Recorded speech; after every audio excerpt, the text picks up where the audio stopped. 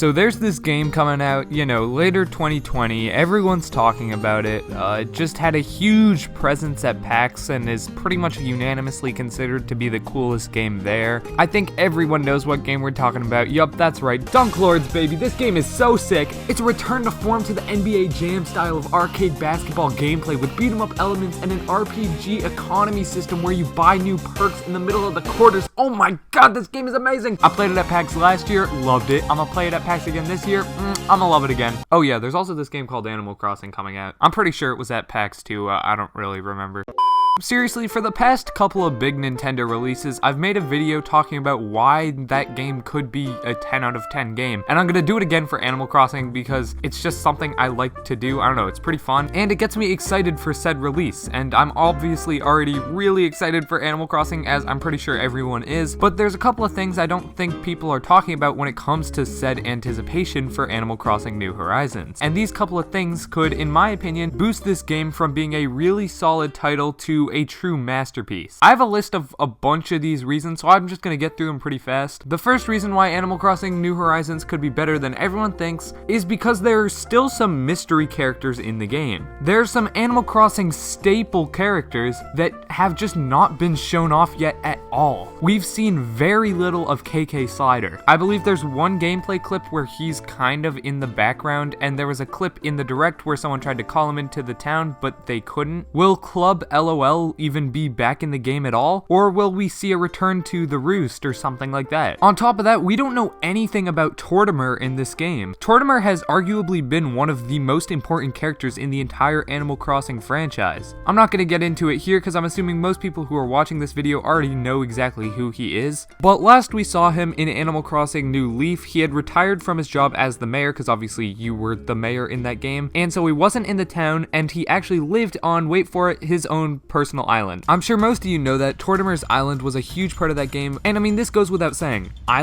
Tortimer's Island, Animal Crossing New Horizons, where you build your own island. I mean, come on, it's almost a given Tortimer's Island will be worked in somehow, and the fact that we don't know at all how it could be included is just really exciting. Another reason I'm excited for Animal Crossing New Horizons is this Nook app that'll be built into your Nintendo Switch Online app that's on your phone.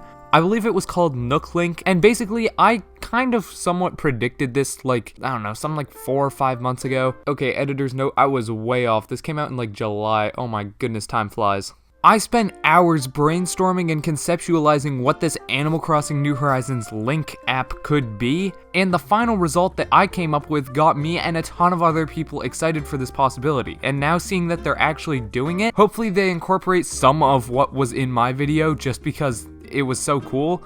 But regardless, the fact that you kind of have a companion app to this game is so awesome. It'll kind of be like bringing part of your town with you even when you don't have your Switch, which is just another way to stay connected to this island that you will be calling home. Next up, you get to choose where villagers move in. This is just phenomenal. I mean, it's so nice that you don't have to just randomly hope villagers don't ruin your plans or something, because a lot of times in Animal Crossing I'll have plans. I'm like, okay, I'm gonna make a giant thing over here, I'm gonna put this over here, and I want all the villagers to move in up in this corner, so there's like a mini town on my town. However, in previous games like New Leaf, villagers would kind of just move wherever they wanted, which is obviously a bit more realistic for that style of game, but now that it's your island, it makes sense that you can be like, no, you move here. So just taking away some of that random control from the NPCs and giving it back to the player is just really awesome. However, except for Goldie. Goldie gets to go wherever she wants because she's the best. Another reason I'm really excited for Animal Crossing New Horizons is the post-game, and that doesn't really make much sense because you can't really beat Animal Crossing, so how can there be a post-game? Well, I consider past Animal Crossing games beat when you have unlocked everything and become wealthy enough to the point where you can pretty much buy whatever you want without it being too much of an inconvenience. At that point, you've usually sunken in hundreds of hours to that specific town, so you kind of get burnt out. At least in my opinion, that's when the game just becomes not that fun anymore. However, with Animal Crossing New Horizons, I feel like that problem will be decimated. Obviously, I haven't gotten to that point in the game yet because the game is not out, but I feel like that problem is going to be absolutely decimated by the total control of the island that the terraforming system gives you. By allowing players to have total control of the island, you can make incredible designs. You can remake the entire island and basically, start anew.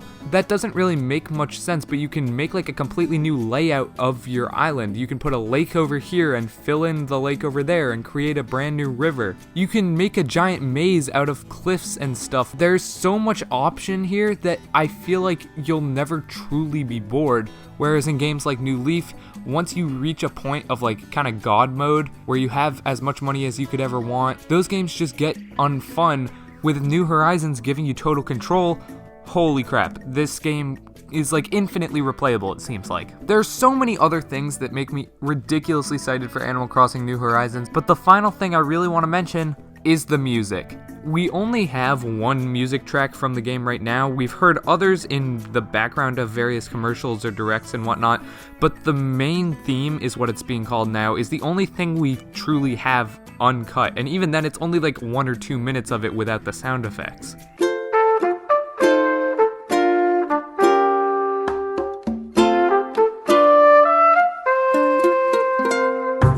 Despite all of that, Animal Crossing New Horizons soundtrack is shaping up to be one of my favorite and most listened to in the Switch's lifespan. It just sounds so like cozy. I don't know how to describe it. It just sounds like you're like cuddled up with a warm fireplace. I don't know. I love the sound of it so much, and I cannot wait to hear nighttime themes for this game. I cannot wait to hear different character themes.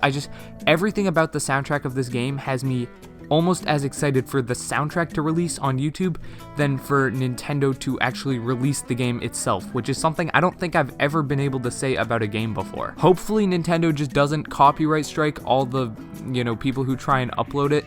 But yeah, the soundtrack of this game alone could honestly make it a 10 in my book if the quality is maintained throughout. That opening bit I made about Dunk Lords at the beginning is not a joke. That game is phenomenal. When it eventually comes out, please play it and pray for a Switch port as well, because I believe it's currently on Xbox One and PC only. Like the video if you did enjoy. I'm Thomas from the Switch Stop signing off. Peace.